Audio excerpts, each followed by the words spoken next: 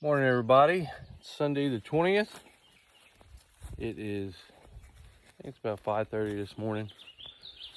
Get ready to start moving some straw out of the field so I can start getting some planting done. Here is what it looks like. That's what I'll be driving.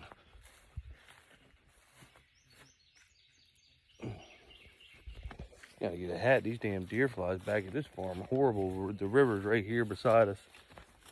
So put a hat on and get rolling. All right, I'm walking over to the tractor I loaded. Gotta take it over there to that pile. Happy Father's Day, everybody. I meant to say that earlier. Wishing everybody a happy Father's Day. Got the old 4440 loaded down. 24 big bales, 48-foot trailer. I forgot to tell everybody happy Father's Day. You get working and you forget what day of the week it is or what holiday it is, but happy Father's Day to all the dads out there, especially all the ones that are working today. I got probably 3 more loads to move out of this field. Then we'll move all the equipment up to the farm, the other farm that I cut last night. The balers broke down, so they were trying to find a chain. It takes an 80H chain. So hopefully we did get a rain shower last night. We got about 3/10 of rain, which that's nice. Helped pop that corn out real good. All the corn looks good. We just had 4 inches of rain like 3 or 4 days ago, but I'll tell you, on the sand hills, you can start to see some of the corn start to turn a little bit, bluffed up. So this rain kind of helped it stay, because Tuesday we're supposed to get a big rain. So that's going to be nice. This kept it going, then we get that big rain Tuesday. That'll really help improve our odds on keeping some of the sand hills good. I really want a good corn crop this year. Our wheat's not doing bad, probably around 65, 70 bushels to the acre. Not 100, but this is probably the sandiest field that we got. We're getting ready to move to all the good ground. So we'll see how that does. So I'll get this field cleared, then I'm going to go get the planter, get it loaded up, and start planting today. Try to get this done today and then move the planter up to the other farm, so that way when they get the bales off, I can roll that the rest of the week. I do got a couple hoppers loaded. I don't know, I'm going to have to call Purdue or Mount Air around 7:30, see if they're open today, so I can at least go get both of them unloaded and be done with that. That way tomorrow morning we won't have to fool with it. So happy Sunday. Alright, so I'm out here planting soybeans in the wheat that we cut yesterday. Heck got it. Sunday, it's Father's Day. My son, he's working. My dad and my brother, they're over baling straw, moving it. Got all the straw moved out of this field this morning and went and filled the planter up. So now we're going.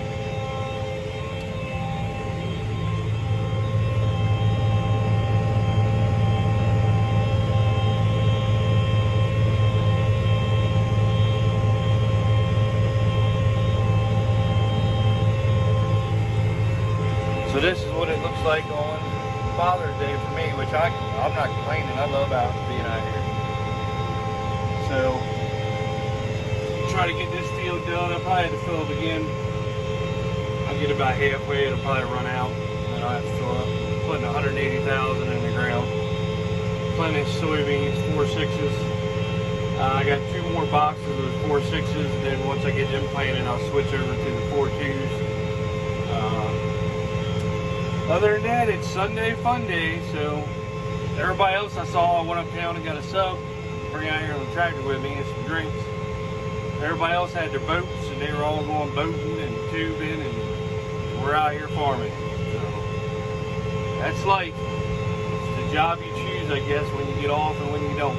So see you later. These are my people, and this is my land. This is what we pray for, and this is God's plan. And if you ain't from here, then you won't understand.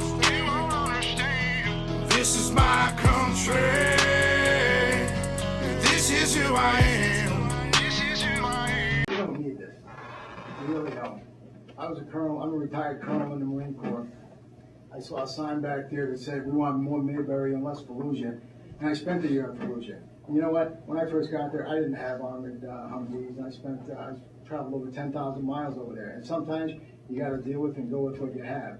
And so that's part of the job, for one. The second thing is, though, when I was in Iraq, I was in charge. I was the Ministry of Defense coordinator. My job was to man, train, and equip the Iraqi army in Al-Anbar, Najaf, Karbala, and northern Babil provinces. And I can tell you right now, well, somebody had the great idea to get rid of the Iraqi army, so when we rebuilt it, we did everything we could to make it as strong as possible.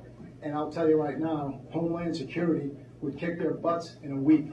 What's happening here is we're building a domestic military because it's unlawful or unconstitutional to use American troops on American soil. So unconstitutional to use American troops on American soil. So what we're doing is we're building a military. My best friend, who's a SWAT officer in Nashua, who came to Iraq with me to train the Iraqi police, sent me an email with a picture of him in the media on the streets of Watertown, Mass., wearing the exact same combat gear that we had in Iraq, only it was a different color. And the way we do things in the military is called task organization. You take a command and then you attach units to it in order to accomplish the mission. What's happening is Homeland Security is pre-staging gear, equipment, consistent. What they're trying to do is use standardized vehicles, standardized equipment. I saw a picture in the Boston Globe during the marathon bombing where there was a state police officer. Actually, there were two officers. They both had identical helmets, flak jackets, weapons, everything I wore in Iraq, only it was all blue. The officer on one side had a big patch on his back that said Massachusetts State Police. Another officer next to him, his patch said Boston Police. And so what we're doing here, and let's not kid about it, we're building a domestic army and we're shrinking the military because the government is afraid of its own citizens. The last time more than 10 terrorists were in the same place at one time was September 11th, and all these vehicles in the world wouldn't have prevented it, nor would it have helped anybody. So I don't know where we're going to use this many vehicles and this many troops. Concord is just one little cog in the wheel. We're building an army over here, and I can't believe that people aren't seeing it. Is everybody blind? That's all. I'll take that. All right, I had to come out here with old Victor Road, just some ruts up. Putting nitrogen on this wheat, and the inroads has some ruts. Got my brother, he's over there baling, and got my planter tractor sitting here, and I'm disking the ruts in.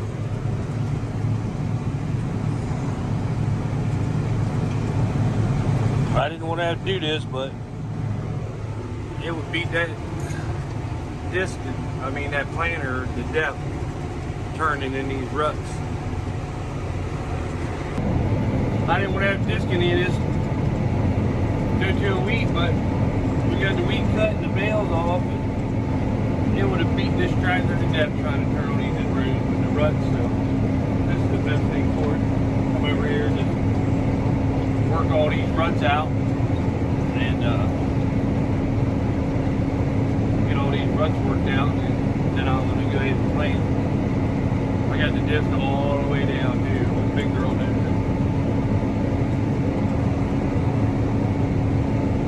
there. How's everybody else's wheat going? Ours is running right around 70 bushels rate so far right now.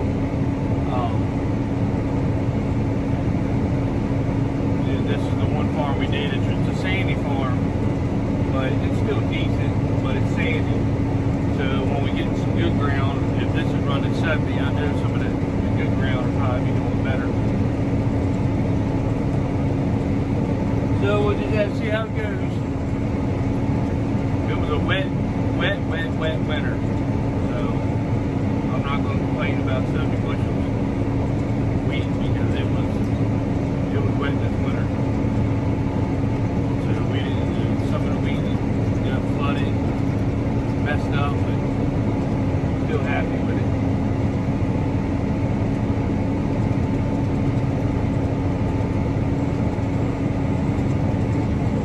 So far, like I say, we're going to get some good wheat here shortly. So I'm pretty anxious to see what that's like.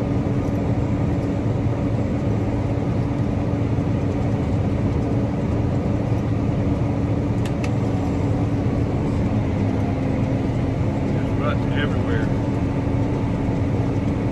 It was wet.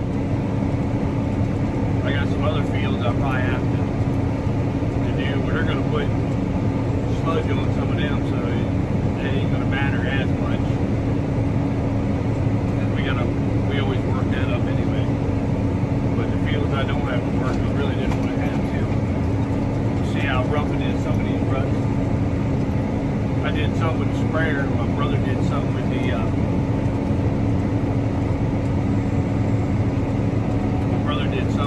while he was spreading fertilizer on.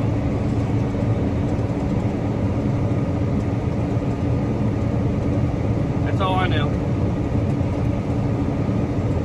Everybody have a good Father's Day yesterday? I did. It was decent. I cooked beef, grilled beans. That's what you do. Miss Easter's a farmer. She went up to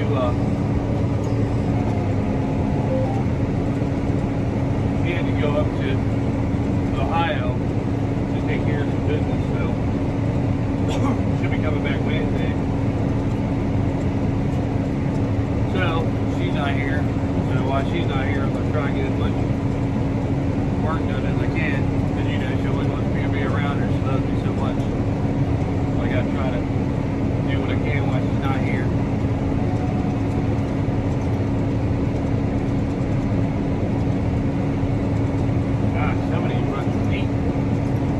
Sprayers, I tell you, when them sprayers go, you know, we got a self-propelled sprayer, and damn, you can, when they dig in, you talk about 2-foot ruts easy, right off the get-go. It's just crazy how bad them ruts get on these things. I had to go do some custom work earlier. I had to go spray 45 acres for a neighbor corn, so I had to clean the sprayer out, because I was spraying beans. So I had to clean the sprayer out, put his, I think he sprayed Halix and Atrazine. I had to put that in there. Sprayed his corn, then came back and had to clean it out again, because then I had to spray the beans that I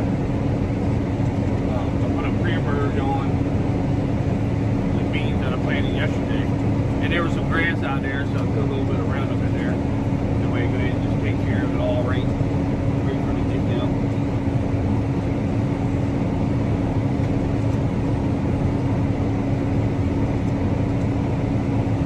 Hopefully I won't have to come back and do anything for a little bit.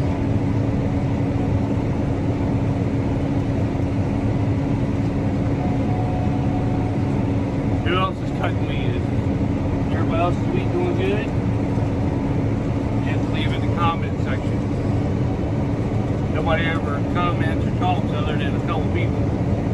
So I'd like to get more subscribers, more viewers, more thumbs up. See how that goes. Seems like I keep saying it, but I don't ever get the subscribers. I can't. I just do the video, you know, I'm not a millennial farmer. I don't do urban videos. I just show you what we do on a daily basis. Try my best. I like doing it now. I think it's entertaining. I did put I had my John Deere American flag trim up on the pole, and I did take that down and put Farmers for Trump flag. I haven't showed you all that one. Have I showed you that one? I don't think so. So, I will though. Whatever, spent time with Mr. Johnny and Mr. Ben yesterday. Had a couple beers after work. They're really helpful to us. They help us do a lot of stuff when we need them to our neighbors. him rub dirt all over his body. Made him feel like he was working. I thought that was pretty funny.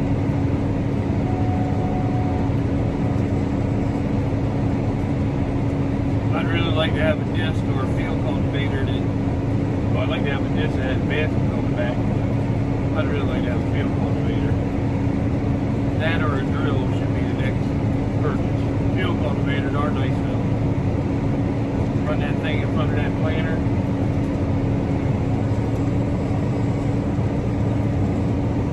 Looks like I'm going to have to do each spot 3 times to get it perfect.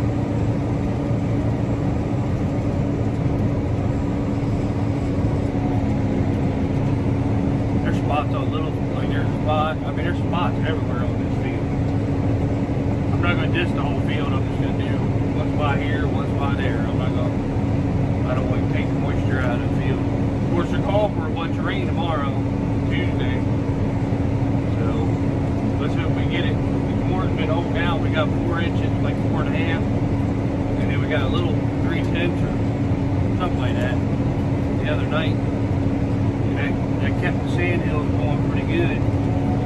So, it's holding up great because we're getting showered when we need it. So, let's hope that continues. My early corn, it's already tasseling. It's starting to form the ear. So I hope we get a lot of that rain. It's like a 90-some% chance tomorrow. So I'm hoping we get that because, I mean, that stuff like I showed you on the other videos, it's really tall. So if we can get that rain, that'll pretty much hold that corn for quite a while. So plus the rain that we had so far. I haven't seen One Lonely Farmer do any videos here lately. He's been down south bailing, but he's not putting any videos up. Come on, man. What are you doing? I'm getting bored. Alright, thumbs up, subscribe. See you.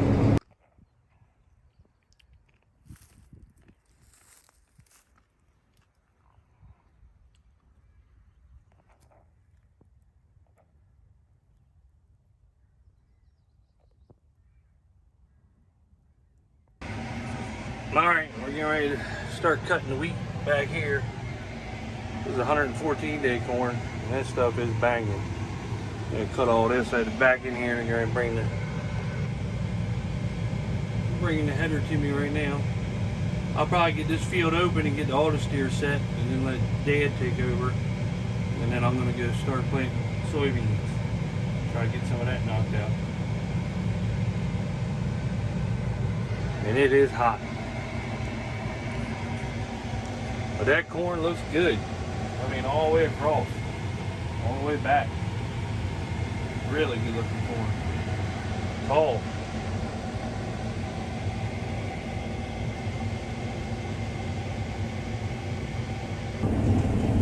There's a little fawn running. I don't know if you can see him or not.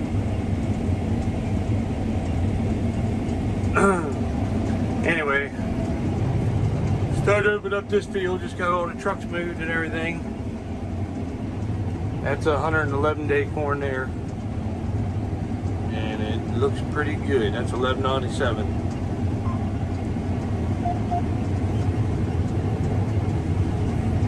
Oh, there he is.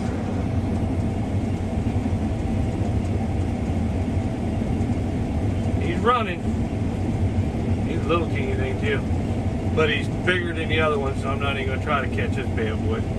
He's too fast in the wheat. The other one was pretty slow in the wheat. That's why I tried it, but I ain't trying this.